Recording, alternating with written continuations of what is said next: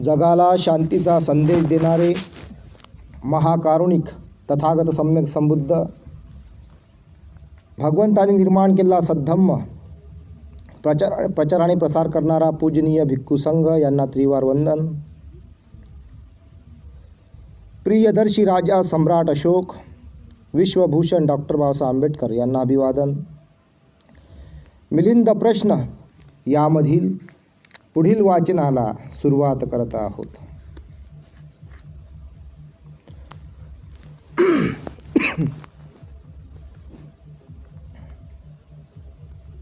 मेघांच्या गुणासंबंधी प्रश्न. मेघांच्या गुणाविषयी प्रश्न. भंते नागसेन, आपण जे म्हटलेले आहे की मेघाचे 5 गुण ग्रहण केले पाहिजे, मेघांचे 5 गुण ग्रहण केले पाहिजेत, तर ते कोणते 5 गुण ग्रहण केले पाहिजेत? ज्याप्रमाणे हे राजा, मेघांच्या वर्षावामुळे धूळ मळ धूळ निघत असते, धूळ मळ धूळ निघत असते, त्याचप्रमाणे हे राजा, साधक भिक्खूने उत्पन्न झालेले क्लेशरूपी धूळ काढली पाहिजे. हे राजा, इथे हा मेघांचा पहिला गुण ग्रहण केला पाहिजे.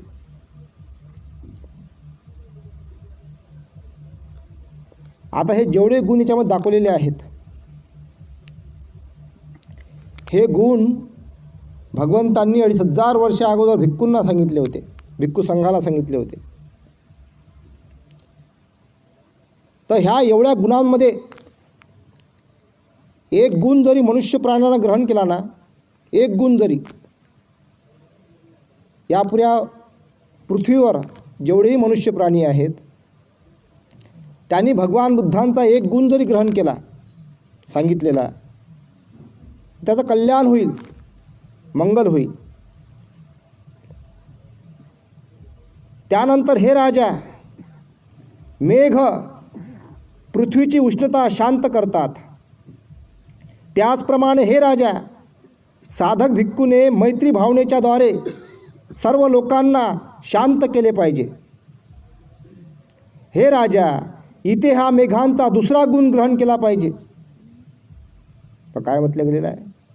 मेघ पृथ्वीची उष्णता शांत करतात. पाऊस पडला तर शांत होते ना पृथ्वी, उन्हाळ्यामध्ये फार तापत असते, आणि मग पाऊस पडल्यानंतर हे पृथ्वी काही शांत होते, शांती निर्माण होते. जसं आता अगोदर उन्हाळा गेला, पावसाळा गेला, आता पृथ्वी शांत आहे, थंडावा आहे. जशी पृथ्वी शांत आहे तसा मनुष्य शांत झाला पाहिजे. मेघ पृथ्वीची उष्णता शांत करतात, त्याचप्रमाणे हे राजा, साधक भिक्खूने मैत्री भावनेच्या द्वारे सर्व लोकांना शांत केले पाहिजे. तर हा गुण, हे राजा, इथे हा मेघांचा दुसरा गुण ग्रहण केला पाहिजे. जशी पृथ्वीला जसं पाऊस शांत करतो, तसं मैत्री भावनेद्वारे आपण लोकांना शांत केलं पाहिजे. 3 महिन्यापासून सांगत आहो ना मी, सुरुवातीपासून 4 महिने होऊ राहिले, आता 4 महिन्याचा वर्ष झाला यावर्षी. मैत्री उत्पन्न करा. मैत्रीमध्ये फार बळ आहे, वारंवार मैत्री उत्पन्न करावी लागते.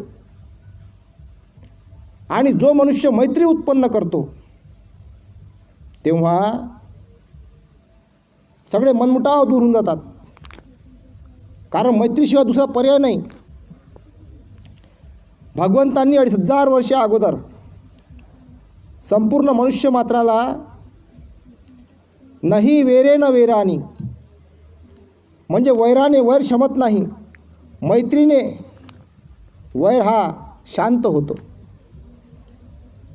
म्हणून जो काही मनुष्य मात्रांमध्ये, परिवारामध्ये म्हणा किंवा मित्रांमध्ये म्हणा किंवा शेजारींमध्ये म्हणा, गावांमध्ये म्हणा, नगरांमध्ये म्हणा, ज्या काही बाबींच्या विषयी आपल्या मनामध्ये वैर उत्पन्न झालेला आहे, तो वैर आपण मैत्री करून शांत केला पाहिजे. वारंवार प्रयत्न केला पाहिजे, वारंवार मैत्री केली पाहिजे.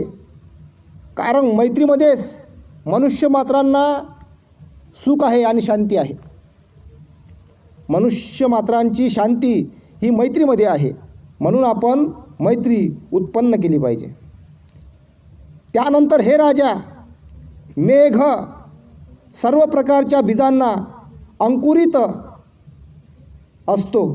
मेघ सर्व प्रकारच्या बीजांना अंकुरित असतो. त्याचप्रमाणे हे राजा, साधक भिक्खूने सर्व लोकांमध्ये श्रद्धा उत्पन्न करून त्या श्रद्धा बीजापासून तीन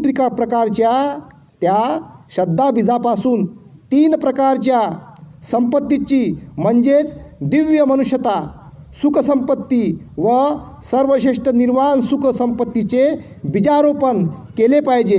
हे राजा, इथे हा मेघांचा तिसरा गुण ग्रहण केला पाहिजे. पाऊस पडल्यानंतर सर्व प्रकारची पिकं निघतात. शेतामध्ये, जमिनीवर विविध प्रकारचे वृक्ष उगवतात, विविध प्रकारचे फळं उत्पन्न होतात, विविध प्रकारचे धान्य उत्पन्न होतात. अशाच प्रकारे म्हटला गेलेला आहे, श्रद्धा बीजापासून तीन प्रकारच्या संपत्तीचे म्हणजे दिव्य मनुष्यता, श्रद्धा फार आवश्यक आहे. श्रद्धा जर नसेल तर धम्म कळत नाही. श्रद्धा जर नसेल तर धम्म कळत नाही. म्हणून श्रद्धा उत्पन्न केली पाहिजे. त्यापासून तीन प्रकारच्या संपत्तीची प्राप्ती होते. दिव्य मनुष्यता, दिव्य मनुष्यता म्हणजे आपल्या जीवनामध्ये प्रकाश उत्पन्न होते. भगवंत म्हणतात, हे जग एक अंधार कोठडी आहे, ह्या जगातला मी एक कैदी. मग श्रद्धारूपी बीजाने दिव्य मनुष्यता प्राप्त होते. म्हणजे आपल्या जीवनामध्ये अंधार, आपल्या जीवनातला अंधार नष्ट होते आणि प्रकाश उत्पन्न होते. सुखसंपत्ती प्राप्त होते. सुख म्हणजे श्रद्धेच्या मार्गानं प्रत्येक मनुष्याच्या जीवनामध्ये सुखाची संपत्ती प्राप्त होते. सुख प्राप्त होते श्रद्धेनं. सर्वश्रेष्ठ निर्वाण सुख संपत्तीचे बीजारोपण प्राप्त होते. निर्वाण जगातलं सगळ्यात मोठं सुख, जे कुठल्याही दुकानामध्ये विकत भेटत नाही. फक्त धम्माच्या दिशेने वाटचाल केल्यावरच निर्वाण अवस्था प्राप्त होते. हे राजा, इथे हा मेघांचा तिसरा गुण ग्रहण केला पाहिजे. त्यानंतर हे राजा, मेघ उचित वेळी पाऊस पाडून जमिनीवरील गवत, झाड, झुडूप, लता व अन्य सर्व प्रकारच्या वस्तूंचे रक्षण करतो. गवत, झाड, झुडूप, लता व अन्य सर्व प्रकारच्या वस्तूंचे रक्षण करतो. त्याचप्रमाणे हे राजा, साधक भिक्खूने योग्य प्रकारे विचार मनन करून उत्तम विचारांनी श्रमण धर्माचे रक्षण केले पाहिजे. उत्तम विचारांचे मूळ कुशल धर्मामध्ये आहे. हे राजा, इथे हा मेघांचा चौथा गुण ग्रहण केला पाहिजे. त्यानंतर हे राजा, मेघांनी पाऊस पाडल्यानंतर नदी, तळे, जलाशय, गुहा, फटी, सरोवर, खड्डे इत्यादी सर्व पाण्यांनी पूर्णपणे भरून वाहत असतात. त्याचप्रमाणे हे राजा, साधक भिक्खूने शास्त्राचा अभ्यास करून धर्मरूपी मेघांचा पाऊस पाडून जिज्ञासू लोकांच्या मनाचे समाधान केले पाहिजे. हे राजा, इथे हा मेघांचा पाचवा गुण ग्रहण केला पाहिजे. हे राजा, धर्मसेनापती स्थवीर सारीपुत्राने असे म्हटलेले आहे की, जिज्ञासू लोकांना पाहून तो जरी शेकडो हजारो मैलाच्या अंतरावर असेल तरीही त्याच क्षणी जाऊन बुद्ध त्यांना उपदेश करतात, त्यांची जिज्ञासा पूर्ण करतात. भगवंत म्हणतात, ज्या लोकांना धम्म कळत नाही त्यांना तुम्ही धम्म सांगा, विविध प्रकारच्या बाजूनं समजावून. मणिरत्नाच्या गुणासंबंधी प्रश्न. भन्ते नागसेन, आपण जे म्हटलेले आहे की मणिरत्नाचे 3 गुण ग्रहण केले पाहिजे, तर ते 3 गुण कोणते आहेत? तर ते कोणते 3 गुण ग्रहण केले पाहिजे? ज्याप्रमाणे हे राजा मणिरत्न अत्यंत परिशुद्ध आहे, त्याचप्रमाणे हे राजा साधक भिक्खूने अत्यंत परिशुद्ध झाले पाहिजे. हे राजा, इथे हा मणिरत्नाचा पहिला गुण ग्रहण केला पाहिजे. त्यानंतर हे राजा, मणिरत्नाला दुसऱ्या कोणत्याही वस्तूमध्ये मिसळविता येत नाही, त्याचप्रमाणे हे राजा साधक भिक्खूने पापामध्ये पाप करणाऱ्यांच्या सोबत मिसळू नये. हे राजा, इथे हा मणिरत्नाचा दुसरा गुण ग्रहण केला पाहिजे. त्यानंतर हे राजा, मणिरत्न त्याच तोंडीच्या रत्नासोबत ठेवले जाते, त्याचप्रमाणे हे राजा साधक भिक्खूने उत्तम श्रेष्ठ लोकांची संगत सोबती केली पाहिजे. त्याने उत्तम मार्गावर असलेल्या फळ स्थित उन्नतीच्या मार्गावर चालणाऱ्या शोतापन्न, सकुदागामी, अनागामी, अर्हत 3 विद्या धारण करणारा, 6 अभिज्ञा जाणणारा असा जो श्रमण रत्न आहे त्यांची संगत सोबत स्वीकार करावी. हे राजा, इथे हा मणिरत्नाचा 3रा गुण ग्रहण केला पाहिजे. हे राजा,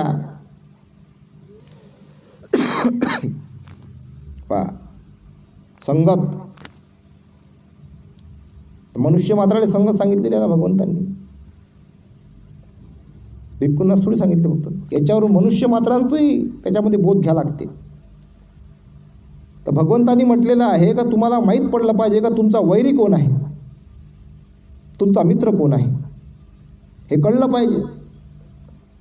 आजकाल तर एक नवीन प्रथा आलेली आहे, सम्यक वाणी वेगळी, आर्य अष्टांगी मार्गामधली सम्यक वाणीचा आणि जे मी आता सांगतो त्याचा काही संबंध नाही आहे. गोड बोलणाऱ्याला आपण मित्र समजतो, वा वा काय गोड बोलते, आणि जो एकदम रफ भाषा वापरते, सत्य बोलते, त्याला आपण वैरी समजतो. उलटंच होऊ राहिलं ना. एकदम गोड बोलते, पण गोड बोलून तो तुम्हाला कोणत्या खाईत टाकते हे समजलं पाहिजे. का खरंच हा गोड बा प्रामाणिकपणे बोलत आहे का? एक असते चांगला बोलणारा गोड, ज्याच्यामध्ये कोणत्याही प्रकारचा कटुता नाही आहे, त्याच्या मनामध्ये कुठल्याही प्रकारचं वैरत्व नाही आहे, एक अशा प्रकारचं गोड असते, त्याला आपण सम्यक वाणी म्हणतो.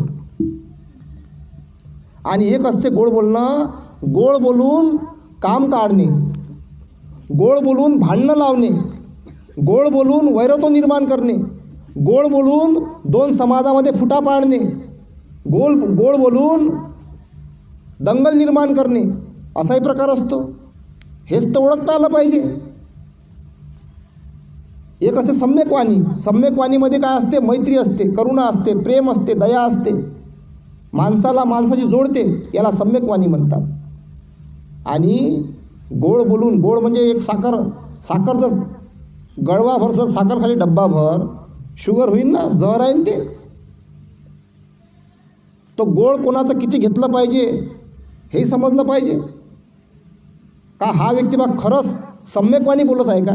सम्यक वाणीमधलं गोड चांगलं असते, पण ज्या गोड बोलण्यामध्ये जर एखाद्याचं वैरत्व निर्माण होत असेल, भांडणं लागत असेल, असे बोलण्यावर आपण लक्ष दिलं पाहिजे आणि त्यापासून आपण दूर राहिलं पाहिजे.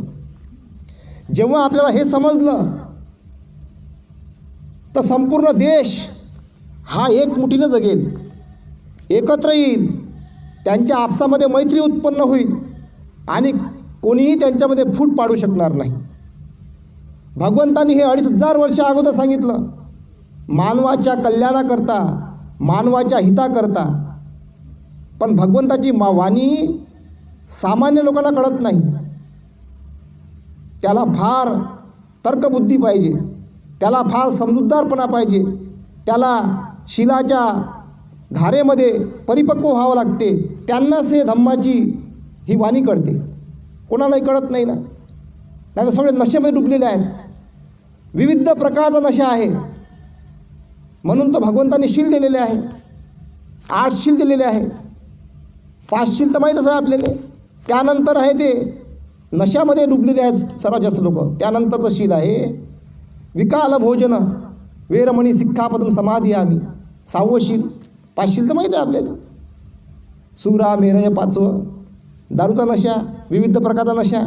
6वं शील विकाल भोजन वेरमणी सिक्खापदम समाधियामी. खाण्याचा नशा. फुकटामध्ये खाले भेटली का भाऊ किती चांगला, भाऊ किती मस्त, भाऊनं जे म्हटलं तेच करतो. आता भाऊनं म्हटलं भांडणं करतो, भाऊनं म्हटलं कलह निर्माण करतो, भाऊनं म्हटलं असं कर तसंच करतो. खाऊन मेहनत करून खाणं याद नाही ना. फुकटाचं खाले भेटलं, बिर्याणी भेटते खाले, जेवण भेटते. एक असते मित्र चांगल्या मार्गानं जर मित्र चालत असा आपल्याला फुकटा त्याचा मित्राच्या नात्यानं तो भाग वेगळा आहे. पण जो भांडणं लावण्यासाठी, 2 समाजामध्ये वैर उत्पन्न करण्यासाठी, 2 समाजामध्ये मतभेद निर्माण करण्यासाठी, माणसामध्ये मतभेद निर्माण करण्यासाठी, भावाभावामध्ये मतभेद निर्माण करण्यासाठी, मित्रामध्ये मतभेद निर्माण करण्यासाठी, भांडणं लावण्यासाठी जो फुकटाचं चारून तुम्हाला भांडणं लावण्यासाठी प्रेरित करत असेल असा काही कामाचा नाही. अशांपासून दूर राहा. अशांचं काहीच खाऊ नका. अशा लोकांना चाई पिऊ नका. अशाचं पाणी पिऊ नका. हा धम्म आहे. हे जर कळलं ना तर कुठल्याही प्रकारचे भावामध्ये भांडणं लागणार नाही. घराघरामध्ये भांडणं लागणार नाही. मित्रामध्ये भांडणं लागणार नाही. गावागावामध्ये भांडणं लागणार नाही. शहरामध्ये भांडणं लागणार नाही. आणि देशामध्येही भांडणं लागणार नाही. हे कळलं पाहिजे. नाही तर मोह आहे ना हा. विकाल भोजन वेरमणी सिक्खापदम समाधियामी. आजकाल खाण्यावर सगळे भारलेले आहेत. पहिले चाराचं आणि मग काम काढायचं. काय खातं खाय. किती खर्च करायचे? 500 खर्च करायचे. जे म्हटलं तेच अर्थे फुकटामध्ये भेटते ना. असे फुकटे झाल्यापेक्षा स्वाभिमानी व्हा, मेहनती व्हा, कमाई कर, मेहनतनं कमव आणि जे इच्छा आहे ते खाय. फुकटाचं नको खाऊ. बाबासाहेबांना नाही शिकवलं. बाबासाहेबांना स्वाभिमानानं जगायला शिकवलं. स्वाभिमानानं. अशा लोकांना तर नावही घ्यायचा अधिकार नाही बाबासाहेबाचा. जय भीम कोणत्या तोंडानं म्हणता? समाजामध्ये भांडणं लावायचे आणि जय भीम म्हणायचा. भावाभावामध्ये भांडणं लावायचे आणि जय भीम म्हणायचा. मित्रामध्ये भांडणं लावायचे आणि जय भीम म्हणायचा. घरं फोडायचे आणि जय भीम म्हणायचा. याला मित्र म्हणत नाही. म्हणून भगवंतांनी हे शील सांगितलेलं आहे. याचं विश्लेषण फार मोठं आहे. याच्यावर तुम्ही एखादा खंड लिहू शकतो. विकाल भोजन वेरमणी सिक्खापदम समाधियामीवर. इतकं जबरदस्त शील आहे ते. आता याच्यापासून दूर राहा. स्वाभिमानी बनलं पाहिजे. त्यानंतर अजून शील आहे. 7वं आहे, 8वं आहे. नंतर सांगू त्याच्याबद्दल. हे राजा, सर्वश्रेष्ठ भगवान बुद्धाने सुत्त निपातामध्ये असे म्हटलेले आहे की तुम्ही नेहमी अनुकूल विचारवंत अशा शुद्ध लोकांच्या सहवासात राहिले पाहिजे. तुम्ही बुद्धिवंत लोकांची संगत करून दुःखाचा अंत करू शकाल. काय म्हणते भगवान बुद्ध सुत्त निपातामध्ये? का तुम्ही अनुकूल म्हणजे चांगल्या ठिकाणी, योग्य ठिकाणी. आता योग्य ठिकाण नसेल, गरिबीची परिस्थिती आहे, योग्य ठिकाणी आपण नाही जाऊ शकत, तर त्या ठिकाणाला योग्य बनवा. मैत्री उत्पन्न करा. माणसाला धम्म शिकवा. चांगले विचार वाटा. माणसं दुरुस्त करा. त्या ठिकाणाला अनुकूल ठिकाण बनवा. चांगलं ठिकाण बनवा. मग ते कोणतंही ठिकाण असू शकते. विचारवंत अशा शुद्ध लोकांच्या सहवासात राहिले पाहिजे. विचारवंत लोक प्रत्येक ठिकाणी असतात. गावामध्ये असतात, नगरामध्ये असतात, शहरामध्ये असतात, जिल्ह्यामध्ये असतात, राज्यामध्ये असतात, देशामध्ये असतात. विचारवंत लोक आहे.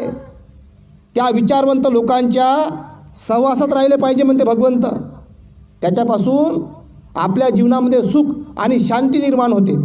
आपल्याला चांगलं आणि वाईट कळते. आपल्याला मित्र आणि वैरी कळते. हे आपल्याला कधी कळेल? जेव्हा तुम्ही चांगल्या लोकांचा सहवासामध्ये राहाल तेव्हा. तुम्ही बुद्धिवंत लोकांची संगत करून दुःखाचा अंत करू शकाल. जेव्हा तुम्ही चांगल्या लोकांच्या सहवासात राहाल तेव्हा, जेव्हा तुम्ही बुद्धिवंत लोकांच्या संगत करसाल तेव्हा तुम्ही दुःखाचा अंत करसाल, दुःख नाहीसं होईल. नाही तर जे दुःखी आहेत त्यांची संगत वाईट आहे. एका वाक्यात, जे आज दुःखी आहेत, त्रस्त आहेत, भ्रष्ट आहेत, त्यांची संगत वाईट आहे. भगवंताची वाणी आहे. भगवंत म्हणतात बुद्धिवंताच्या संगतीमध्ये राहाल तर दुःख नष्ट होईल आणि सुख उत्पन्न होईल. पण जे लोक आज दुःखी आहेत, त्रस्त आहेत, भ्रष्ट आहेत, ते लोक आज दुःखी आहे कारण त्याची संगत चुकीची आहे. मग ते गरिबापासून तर श्रीमंतापर्यंत असू शकते, गरिबापासून तर श्रीमंतापर्यंत असू शकते. आणि जे लोक दुःखी होतात विविध कारणावरून ते मग काय करतात? चोरी करतात, आत्महत्या करतात, गुन्हेगारीकडे वळतात, दुःख निर्माण करतात. त्यानंतर जे लोक चुकीच्या संगतीमध्ये असतात ते दारू पितात, गांजा पितात, बिडी पितात, सिगारेट पितात आणि मग अधिक वाढता इतके भयंकर गजट्टी बनतात का पुरं शरीर खराब करून पुरं घर संसार उद्ध्वस्त करतात. दारुडे बनतात. अतिरिक्त होते ना, मग किडन्या खराब करतात आणि आपला घर संसार उद्ध्वस्त करतात. भांडणं करतात, भांडणं लावतात, शिव्या देतात, बोलतात. विविध प्रकारच्या ह्या संगत गुणामुळे, चुकीच्या संगत गुणामुळे असे माणसं निर्माण होतात. म्हणून आपली येणारी पिढी यांची संगत कोणती आहे, ते काय शिकत आहे, ते कोणाच्या बरोबर राहतात, याच्यावर आपण पालकांनी लक्ष दिलं पाहिजे, आईवडिलांनी लक्ष दिलं पाहिजे. जर तुम्हाला तुमचे मुलं चांगले बनवायचे असतील, त्यांना चांगलं घडवायचं असेल, त्यांना चांगलं माणूस बनवायचे असेल तर तुमच्या मुलांची संगत गुण तुम्ही ओळखली पाहिजे. मग ते मुलगी असो की मुलगा असो. नाही तर काल मी इकडे फिरायला गेलो होतो, तिकडे लहान लेकरं होते, 3-4 जणं, फार त्याचं नाबालिक लेकरं होते. ते हुक्का पिऊन राहिले, हुक्का. ते राजे महाराज पेत होते ना हुक्का, राजे महाराजे हुक्का पेत होते. माहिती आहे तुम्हाला त्या कोळसा टाकून असे हुक्का पेत होते ते. तर हे आजचं लक्षण आहे. आणि हेच मुलं मग मोठे झाल्यावर महाभयंकर गजट्टी बनतात, दारुडे बनतात, बदमाश बनतात, गुन्हेगार बनतात. आणि हेच मग चांगल्या माणसाची हत्या करतात, चोरी करतात, गुन्हेगारीकडे वळतात आणि जेलात जातात. असं होऊ द्यायचं नसेल, आपल्या मुलांना चांगलं बनवायचं असेल तर तुम्ही आपल्या मुलांची संगत गुण ओळखा. पैसाच कमाच्या मागं लागू नका. पैसा पैसा पैसा, लेकरू मोठं झालं तर गंजट्टी. मग पैसा दुरुस्त करते काय? पैसा दुरुस्त करते? किती पैसा असन तर गंजट्टी एक वेळा झाला, बेवडा झाला तो दुरुस्त होत नाही. तो त्याला हॅबिट लागते, गेलं वाया. किती पैसा लावला, जगातला कुठलाच डॉक्टर त्याला वाचू शकत नाही. म्हणून आज वेळ आहे. आज ते लहान आहेत, लहान बाळ आहेत. आज तुम्ही त्याला जसं वाढवसाल तसा तो वाढल. तुम्ही लक्ष देणार नाही तो बिघडल, तुम्ही लक्ष ठेवसाल तो चांगला बनल. त्याला मैत्री शिकवा, त्यांना आपसामध्ये बंधुभाव शिकवा, त्यांना चांगले विचार शिकवा, त्यांना वैज्ञानिक दृष्टिकोन शिकवा. जेव्हा तुम्ही आपल्या मुलांवर चांगलं लक्ष देसाल ते चांगले नागरिक बनतील आणि तुमची म्हातारपणामध्ये सेवा करतील. म्हातारपणामध्ये सेवा करतील. आणि बिघडले तर लाता मारतात, सेवा नाही करत, पुरी संपत्ती हडप करून देतात लात मारून. म्हणून तो अनाथ आश्रम आहे ना. अनाथ आश्रममध्ये जाऊन पहा, जे वृद्धाश्रम आहे ते जाऊन पहा. गरिबापासून तर श्रीमंतापर्यंतचे मायबाप तिथं अनाथ आश्रममध्ये आहे, त्या वृद्धाश्रममध्ये आहे. काहून आहे? काहून आहे? धम्म नाही पेरला, धम्म नाही शिकवला, येणाऱ्या पिढीला धम्म नाही शिकवला, लेकराला धम्म नाही शिकवला. विचारांपासून दूर आहे, तत्त्वज्ञानापासून दूर ठेवले लेकरं. आणि म्हणून ते लेकरं असे झाले. म्हणून वृद्धाश्रम आहे. म्हणून वृद्धाश्रमामध्ये जिथं म्हाताऱ्या लोकांचं वृद्धाश्रम आहे म्हणून तिथं म्हाताऱ्यांची गर्दी आहे. जर धम्म शिकवला असता, धम्म पेरला असता तर वृद्धाश्रमाची गरजच नाही. त्या मुलांनी आपल्या आईवडिलांची घरीच सेवा केली असती, घरीच सेवा केली असती. काय गरज आहे वृद्धाश्रमाची? वृद्धाश्रम का निर्माण झाले? चुकीच्या संगतीमुळं. चुकीची संगत मुलाला लागली, वृद्धाश्रम तयार झाले. बिघडले ना, भाकरच नाही भेटली, हाकलून दिलं किंवा सोडून दिलं. विविध कारणं असतात, विविध समस्या असतात. ह्या समस्या आपण समजून आपण आपल्या येणाऱ्या पिढीला धम्म शिकवला पाहिजे, तत्त्वज्ञान शिकवलं पाहिजे.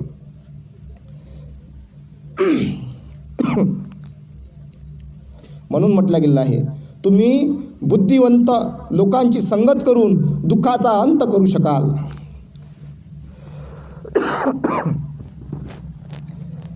शिकाऱ्याच्या गुणासंबंधी प्रश्न. शिकाऱ्याच्या गुणासंबंधी प्रश्न.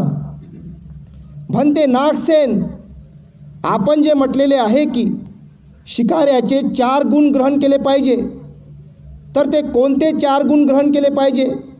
ज्याप्रमाणे हे राजा, शिकारी लवकर थकत नाही, आळसरहित असतो, त्याचप्रमाणे हे राजा, साधक भिक्खूने आळसरहित असले पाहिजे. हे राजा, इथे हा शिकाऱ्याचा पहिला गुण ग्रहण केला पाहिजे. त्यानंतर हे राजा, शिकारी हरिणाच्या शोधामध्ये आपले लक्ष केंद्रित करीत असतो, त्याचप्रमाणे हे राजा, साधक भिक्खूने आलंबनाच्या शोधामध्येच आपले लक्ष केंद्रित केले पाहिजे. हे राजा, इथे हा शिकाऱ्याचा दुसरा गुण ग्रहण केला पाहिजे.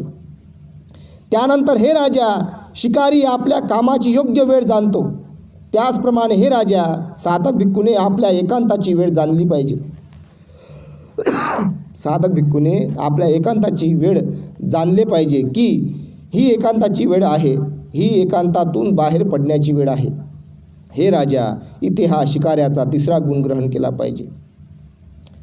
त्यानंतर हे राजा, शिकारी मृगाला पाहून अतिशय आनंदित होतो की मी याला पकडतो, त्याचप्रमाणे हे राजा, साधक भिक्खूने आलंबन पाहून आनंदित व्हावे, प्रसन्न व्हावे की मी त्याला प्रामुख्याने विशेषत्वाने प्राप्त करतो. हे राजा, इथे हा शिकाऱ्याचा चौथा गुण ग्रहण केला पाहिजे. हे राजा, स्थविर मोघराज यांनी असे म्हटलेले आहे की भिक्खू आलंबनाला प्राप्त करून फारच प्रसन्न होतो व मी पुन्हा वरचे स्थान प्राप्त करीन असा त्याने संकल्प केला पाहिजे.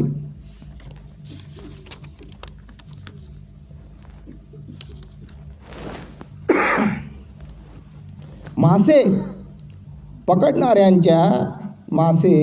पकडणाऱ्याच्या गुणासंबंधी प्रश्न. भंते नागसेन, आपण जे म्हटलेले आहे की मासे पकडणाऱ्या कोळ्याचे 2 गुण ग्रहण केले पाहिजे, तर ते कोणते 2 गुण ग्रहण केले पाहिजे? ज्याप्रमाणे हे राजा, कोळी जाळे फेकून मासे पकडतो, त्याचप्रमाणे हे राजा, साधक भिक्खूने ज्ञानाच्या द्वारे प्रामुख्याने श्रामण्य फळांना पकडून घेतले पाहिजे. हे राजा, इथे हा कोळ्याचा पहिला गुण ग्रहण केला पाहिजे. त्यानंतर हे राजा, कोळी थोडासा चारा फेकून फार मोठ्या प्रमाणात मासे पकडतो, त्याचप्रमाणे हे राजा, साधक भिक्खूने आपल्या सांसारिक लाभांचा पूर्णपणे त्याग केला पाहिजे. हे राजा, इथे सांसारिक लाभांचा त्याग करून साधक भिक्खू विपुल सामान्य फळ प्राप्त करीत असतो.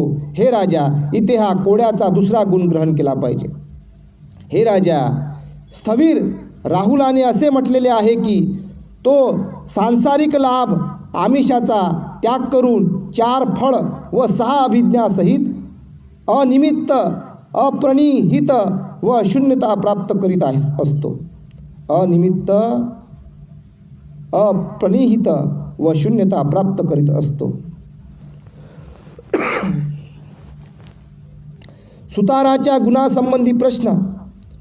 भंते नागसेन, आपण जे म्हटलेले आहे की सुताराच्या 2 गुणांना ग्रहण केले पाहिजे, तर ते कोणते 2 गुण ग्रहण केले पाहिजे?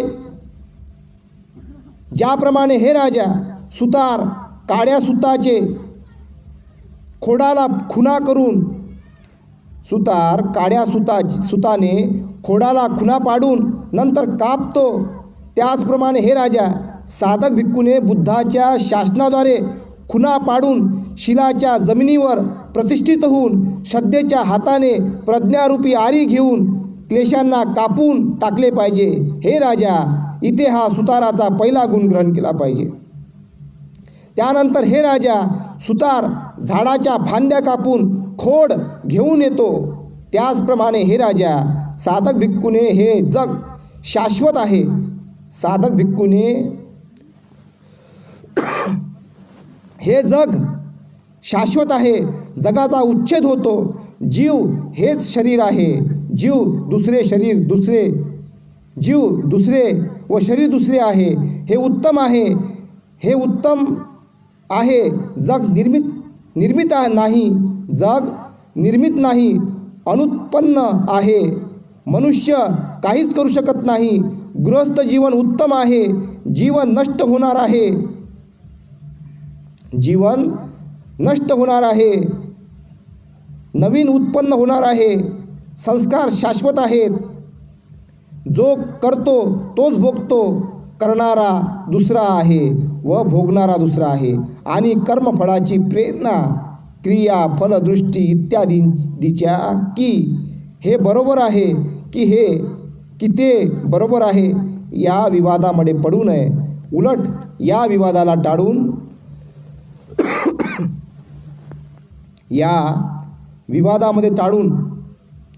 उलट या विवादाला टाळून संस्काराच्या शून्य निर्जीव निरंतर शून्य स्वभावाला ग्रहण केले पाहिजे. हे राजा, इथे हा सुताराचा दुसरा गुण ग्रहण केला पाहिजे.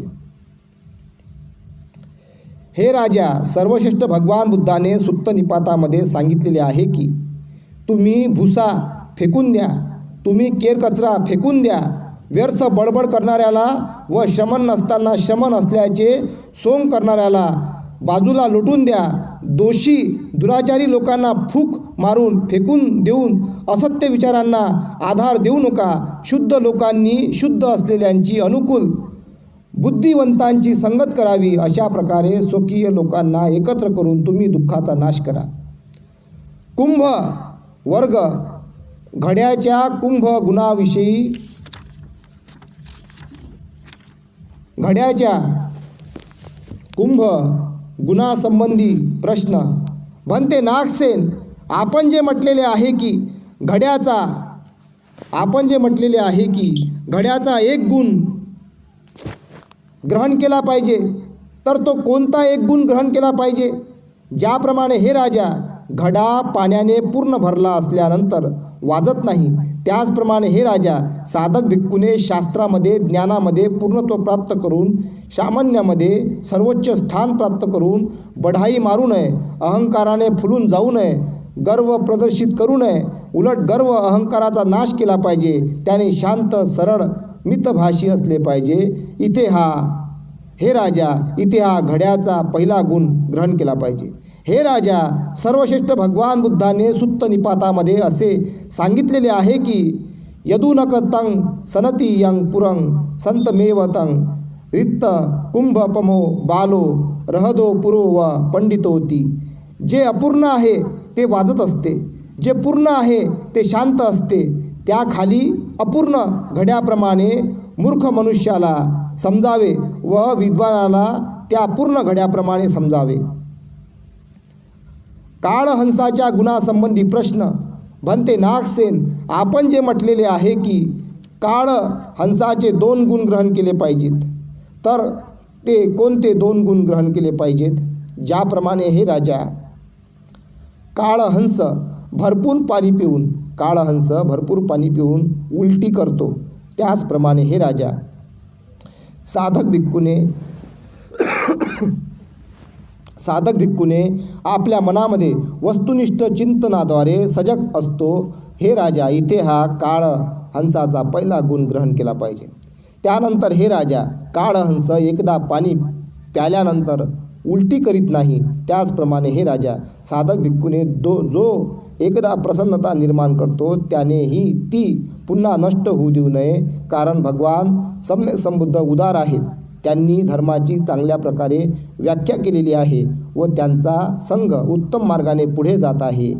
ज्याला एकदा हे ज्ञान उत्पन्न झाले की रूप अनित्य आहे वेदना अनित्य आहे, संज्ञा अनित्य आहे, विज्ञान अनित्य आहे, त्याने हे पुन्हा त्यागून देऊ नये. हे राजा, इथे हा काळहंसाचा दुसरा गुण ग्रहण केला पाहिजे.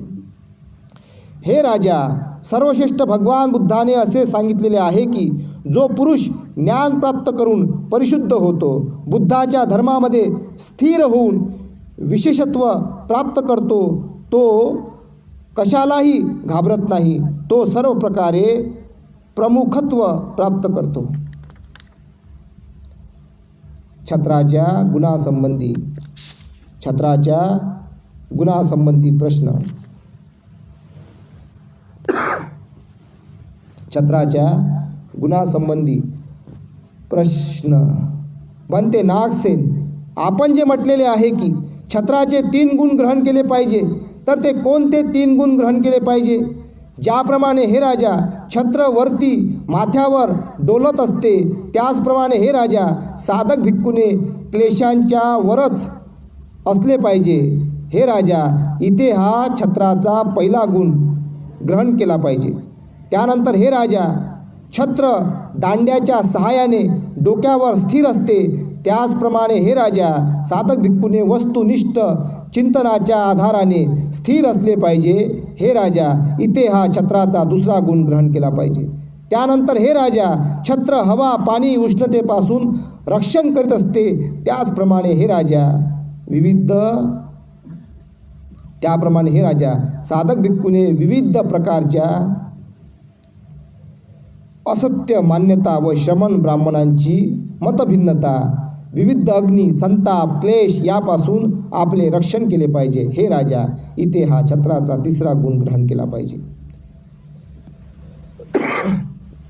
हे राजा, धर्मसेनापती स्थविर सारीपुत्राने असे म्हटलेले आहे की ज्याप्रमाणे विस्तृत छिद्ररहित व मजबूत छत्र हवा पावसाचे पाणी व उष्णतेपासून रक्षण करते, मजबूत छत्र हवा पावसाचे पाणी उष्णतेपासून रक्षण करते, त्याचप्रमाणे बुद्धपुत्रसुद्धा पवित्र होऊन शिलाचे छत्र धारण करून क्लेशापासून आपले संरक्षण करतो, 3 प्रकारच्या अग्नीला शोषून घेतो. शेताच्या गुणासंबंधी प्रश्न. बनते नागसेन,